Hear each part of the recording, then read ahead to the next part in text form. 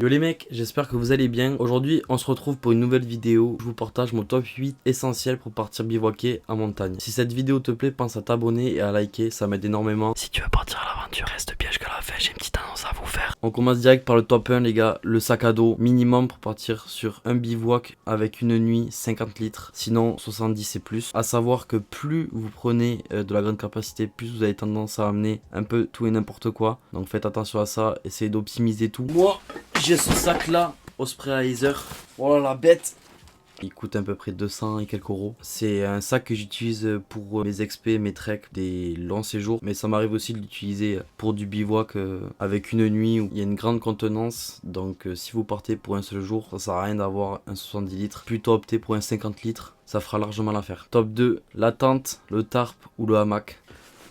Moi j'utilise la tente Fort Class, une place. Elle est incroyable cette tente. Elle fait que 900 grammes. Elle me suit depuis le début sur mes expés et sur les bivouacs quand je pars tout seul. C'est une place. Mais vous l'avez aussi en deux places. Elle est un peu plus lourde mais très très bien. Ou sinon si vous êtes plus dans un côté forêt, montagne forêt et que vous avez préparé votre itinéraire et que vous savez qu'il y a des arbres, n'hésitez pas à prendre un hamac. C'est tout aussi bien. Ou sinon pour les gens les plus minimalistes, le tarp. Et bon courage à vous parce que il fait quand même froid en montagne. Top 3 les gars, sac de couchage et matelas isolant. C'est essentiel pour passer une bonne nuit en montagne. Moi, je vous présente le mien, c'est le Simon. Allez où l'entrée? Je me perds. Hop.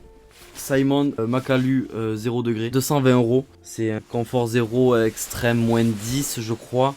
C'est un sac de couchage que j'ai acheté récemment pour la descente de la Garonne, qui a fait largement ses preuves, malgré des températures inférieures quand même. C'est un sac de couchage qui est en plume d'oie et qui est très résistant. Pour le matelas isolant, vous avez deux options, soit le matelas gonflable, là en l'occurrence c'est le Seattle Summit que j'ai utilisé plusieurs fois, mais malheureusement il a crevé entre temps. Donc voilà, là on est sur l'Ultra Light en taille S, donc c'est 1m70. Comme à l'ancienne à l'époque, quand on n'a pas de budget, un petit tapis, ça fait l'affaire pour limiter un peu l'humidité qui vient du sol. A savoir que plus vous avez un matelas qui isole, moins vous avez de l'humidité qui vient du sol, plus vous passez une bonne nuit, même si vous avez un sac de couchage qui est pas très bas niveau température et qui fait extrêmement froid dehors. Pensez bien à tout ça en achetant votre matériel. Est-ce qu'il vaut mieux acheter un bon tapis de sol et un sac de couchage plus polyvalent? C'est à vous de voir. On passe directement au top 4, réchaud et la nourriture. Alors moi j'utilise pour le réchaud le Jetboy. C'est un réchaud popote tout ensemble en même temps. Il y a la bouteille de gaz qui est dedans, il y a tout qui est dedans. Ça chauffe super vite, l'eau en moins de 1 minute 30 ou 2 minutes grand max, elle est portée en ébullition.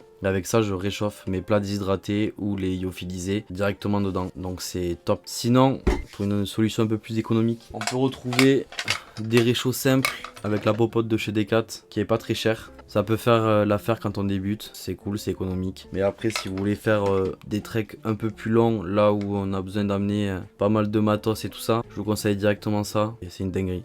Top 5, le filtre à eau, très important, parce qu'en montagne, même si vous voyez de l'eau qui est belle, qui est transparente et tout ça, ne surtout pas la boire. C'est possible qu'un animal soit mort bien au-dessus de vous et que vous pouvez pas le voir. Donc faites très attention à ça. Les intoxications à l'eau, ça arrive très régulièrement. Encore même sur la Garonne, nous on a eu une intoxication à l'eau parce qu'on a fait une erreur bêtement. Donc je vous conseille 3 solutions pour les filtres à eau. Moi j'utilise la paille filtrante de chez Cywear. Sinon pour une solution un peu plus chère mais qui est très bien pour l'avoir testé en expédition, c'est le filtre MSR avec la petite pompe comme ça. Ou sinon les pastilles micro pures, je vous conseille d'investir sur un filtre parce que les pastilles micro pures ça coûte cher. L'eau elle est pas terrible, elle a un goût un peu de produits chimiques, de javel. Top 6, orientation et sécurité. Les gars, se perdre en montagne ça arrive vite, il faut toujours préparer son itinéraire à l'avance, soit sur Open Runner, soit sur les cartes IGN comme à l'ancienne. Personnellement je vous conseille de faire sur Open Runner parce que vous pouvez l'avoir directement sur le téléphone ou sur la montre, mais la carte est tout aussi bien aussi parce que si on n'a plus de batterie au moins on a le plan de secours. Donc je vous conseille de faire d'abord l'itinéraire sur Open Runner,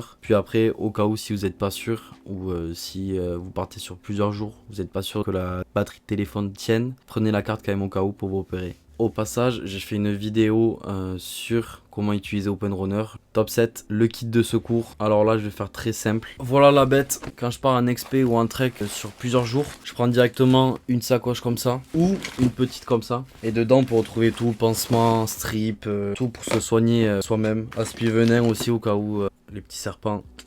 Et pour le dernier, top 8, les vêtements adaptés. en fonction de la saison où vous bivouaquez. Bien sûr que les équipements ne seront pas les mêmes qu'en été. Donc renseignez-vous avant sur les différentes saisons. Sinon pour les vêtements, il faut faire attention parce que en montagne la météo change vite. Il faut appliquer la règle des 3 couches. Un t-shirt transpirant, une polaire et une doudoune. Il faut mettre aussi un pantalon long ou un short quand on est en activité. Mais le soir quand on est posé, un pantalon long parce que les nuits se rafraîchit. Une paire de chaussures de rando, haute ou basse, ça dépend de vos goûts. Et la lampe frontale aussi, à ne pas oublier. On arrive sur la fin de la vidéo.